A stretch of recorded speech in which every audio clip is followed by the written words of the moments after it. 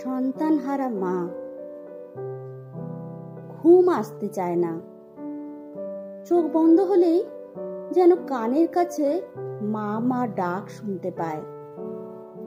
রাতে যদি হঠাৎ একটু ঘুম আসেও, হঠাৎ মা ডাকে চমকে উঠে বিছানার পাশে হাত দিয়ে মেয়েকে খুঁজতে থাকে। হ্যাঁ, আমি সেই মায়ের কথা বলছি, যার একমাত্র মেয়ে এখন সবার কাছে প্রিয়। কারুর দিদি, কারুর মেয়ে, কারুর বোন হয়ে উঠেছে। আজ আমরা সবাই তাকে চিনি, কিন্তু এই পরিচিতি পেতে তাকে যেভাবে জীবন দিতে হয়েছে সেটা ভাবলেও, সেই ঘটনা, সেই রাতের কথা ভাবলেও ভয়, আতঙ্কে, লজ্জায় গা শিউরে ওঠে।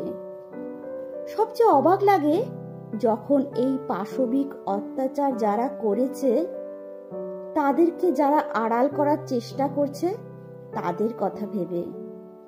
খুব জানতে ইচ্ছা করে যে মানুষরূপী পশুগুলি প্রতিবাদী মেয়েটার উপর নির্মম অত্যাচার করেছে, তাদের মা বাবা কি জানতে পেরেছে তাদের সন্তানের কুকীর্তির কথা? সেই সব মা বাবা যদি জানতেও পারে, তাহলে কি তারা গর্ব অনুভব করছে এই ভেবে যে আমার সন্তানের জন্য আজ সারা দেশ উত্তাল, সবাই পথে নেমেছে, দিনের পর দিন রাস্তায় বসে আন্দোলন করছে? একমাত্র সন্তানকে হারিয়ে মা যে একা একা চোখের জল ফেলবে তারও উপায় নেই। সারা দিন সাংবাদিকদের প্রশ্নের উত্তর দিতে দিতে সে ক্লান্ত। নানান রাজনৈতিক নেতা নেত্রীদের আনাগোনায় তিনি সময় পাচ্ছেন না মেয়ের ছবির কাছে বসার।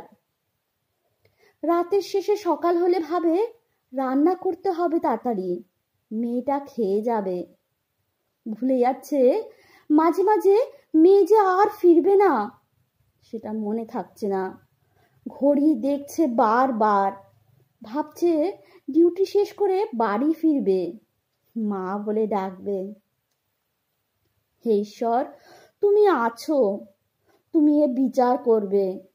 আমরা আর যে ভাবতে পারছি না। বিচারপতি অসুস্থ হয়ে পড়ছে এত প্রশ্নের উত্তর খুঁজতে গিয়ে।